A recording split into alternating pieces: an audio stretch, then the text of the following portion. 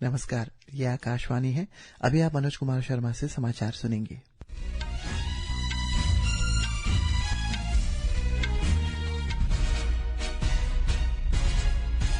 पहले मुख्य समाचार। पहलगाम आतंकी हमले के मद्देनजर प्रधानमंत्री नरेंद्र मोदी ने रक्षा मंत्री राजनाथ सिंह से मुलाकात की। जम्मू कश्मीर विधानसभा ने पहलगाम में हुए बर्बर आतंकवादी हमले पर दुख और पीड़ा व्यक्त की, इसे कश्मीरियत पर हमला बताया। भारत ने गलत सूचना फैलाने के लिए 16 पाकिस्तानी यूट्यूब चैनलों पर प्रतिबंध लगाया।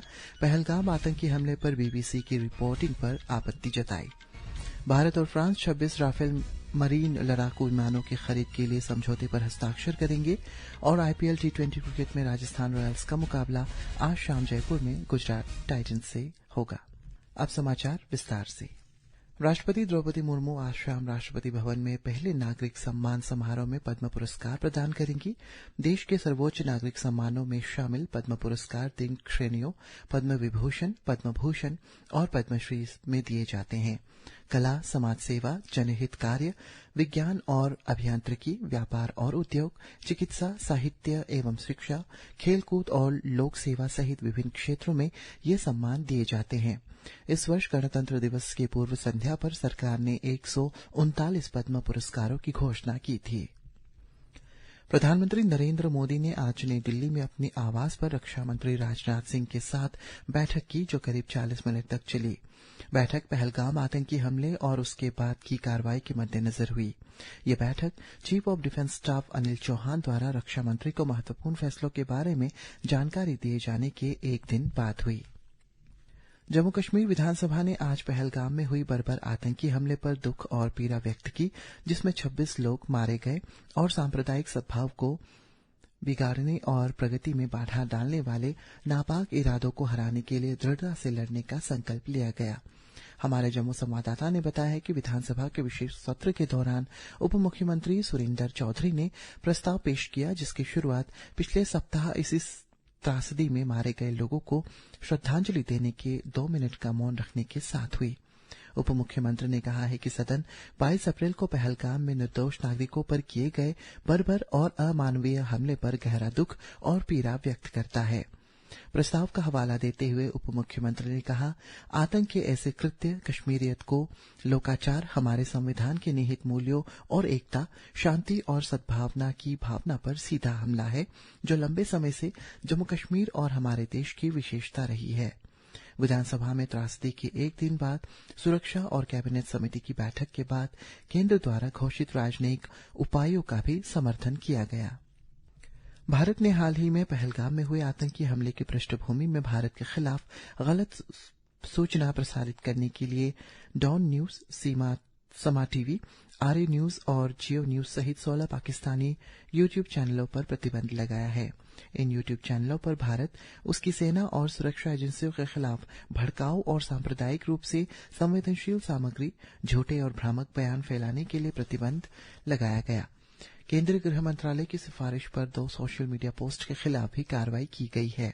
सरकार ने पहलगाम आतंकी हमले पर बीबीसी की रिपोर्टिंग पर भी आपत्ति जताई है और भारत की बीबीसी प्रमुख को देश की तीव्र भावनाओं से अवगत कराया गया है। आतंकवादी को उग्रवादी कहने के लिए बीबीसी को एक औपचारिक पत्र भेजा गया है। विदेश मंत्रालय बीबीसी की रिपोर्टिंग की निगरानी करेगा। केंद्रीय पेट्रोलियम एवं प्राकृतिक गैस मंत्री हरदीप सिंह पुरी और दिल्ली की मुख्यमंत्री रेखा गुप्ता ने आज नई दिल्ली के त्यागराज स्टेडियम में आयुष्मान भारत प्रधानमंत्री वय वंदना योजना का शुभारंभ किया और लाभार्थियों को वय वंदना कार्ड वितरित किए। कार्यक्रम को संबोधित करते हुए श्री पुरी ने कहा है कि इस योजना को न केवल भारत में बल्कि दुनिया भर में एक स्वास्थ्य मॉडल के रूप में देखा जा रहा है। उन्होंने कहा है कि कैशलेस सुविधा इस योजना की एक बड़ी विशेषता है, जो किसी अन्य स्वास्थ्य योजना में उपलब्ध नहीं है। कार्यक्रम में बोलते हुए दिल्ली के मुख्यमंत्री रेखा गुप्ता ने कहा कि दिल्ली सरकार इस योजना के माध्यम से राष्ट्रीय राजधानी के वरिष्ठ नागरिकों का सम्मान कर रही है। उन्होंने कहा है कि दिल्ली सरकार आज से इस योजना के लिए पंजीकरण शुरू कर रही है। आयुष्मान भारत प्रधानमंत्री वय वंदना योजना 70 वर्ष और उससे अधिक आयु के वरिष्ठ नागरिकों को प्रति वर्ष 10 लाख रुपए तक की मुफ्त स्वास्थ्य सुविधा प्रदान करती है। अरुणाचल प्रदेश की समृद्ध जैव विविधता और संरक्षण प्रयासों को बढ़ावा देते हुए CHIR हिमालयन जैव संपदा प्रौद्योगिकी संस्थान IHBT पालमपुर ने वैज्ञानिकों ने दिबांग वैली में एक नई ऑर्किड प्रजाति हेमिपीलिया हिमालयेंसिस की खोज की है। वैज्ञानिकों के अनुसार ये ऑर्किड प्रजाति राज्य के अल्पाइन घास के मैदानों में 4000 मीटर की ऊंचाई पर पनप सकती है। इस खबर पर प्रतिक्रिया देते हुए उप मुख्यमंत्री चाउना मैन ने एक सोशल मीडिया पोस्ट में नई ऑर्किड प्रजाति हेमिपीलिया हिमालयेंसिस की खोज करने और CSIR IHBT पालमपुर के वैज्ञानिकों की टीम की सराहना की। उन्होंने अपने पोस्ट में कहा कि ये खोज न केवल राज्य की अविश्वसनीय जैव विविधता को समृद्ध करती है, बल्कि निरंतर अनुसंधान और संरक्षण प्रयासों के महत्व पर भी प्रकाश डालती है। प्रवर्तन निदेशालय ईडी मध्य प्रदेश के भोपाल, इंदौर और मंदसौर में शराब ठेकेदारों के 11 परिसरों पर तलाशी ले रहा है। ये जांच एक FIR के बाद की गई है, जिसमें 2015 और 2018 के बीच ट्रेजरी चालान में जालसाजी और हेराफेरी के कारण सरकारी राजस्व को 49 करोड़ रुपए से अधिक का नुकसान होने का आरोप लगाया गया।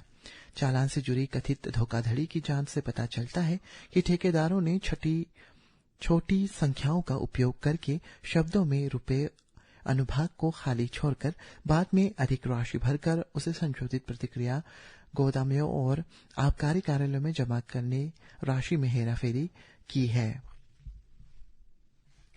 भारतीय राष्ट्रीय अभिलेखागार ने पूर्व राष्ट्रपति डॉक्टर APJ अब्दुल कलाम के निजी कागजात संग्रह को अपने कब्जे में ले लिया है।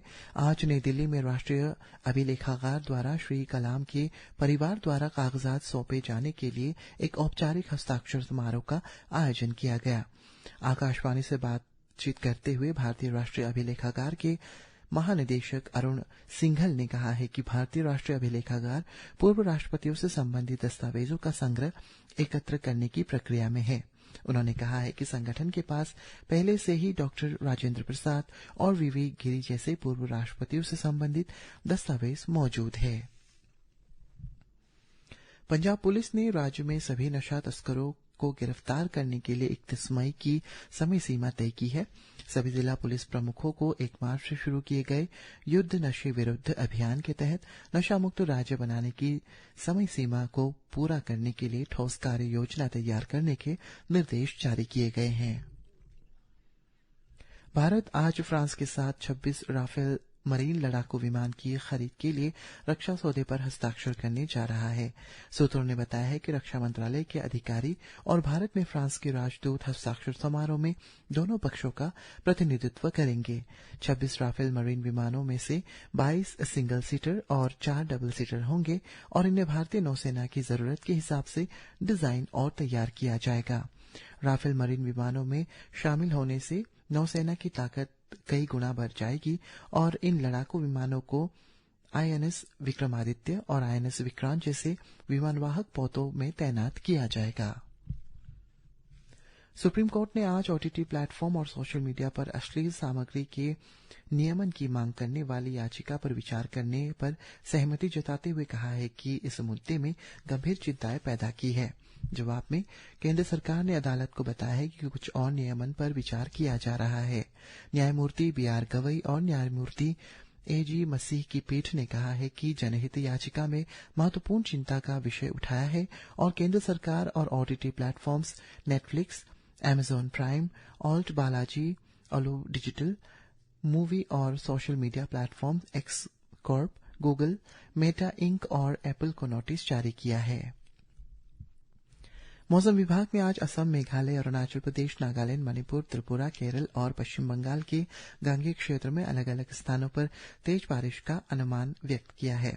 आकाशवाणी समाचार से बातचीत में मौसम विभाग के वरिष्ठ वैज्ञानिक डॉक्टर RK जैनामणि ने कहा है कि राजस्थान, पंजाब और हरियाणा को छोड़कर देश के अधिकांश हिस्सों में तापमान सामान्य से अधिक रहने की संभावना है। इधर ईटानगर मौसम विभाग ने 18 जिलों के लिए येलो अलर्ट जारी किया है और IPL क्रिकेट में मेजबान राजस्थान रॉयल्स का सामना आज शाम जयपुर में सवाई मानसिंह स्टेडियम में गुजरात टाइटंस से होगा। इसी के साथ ही समाचार बुलेटिन समाप्त हुआ। नमस्कार।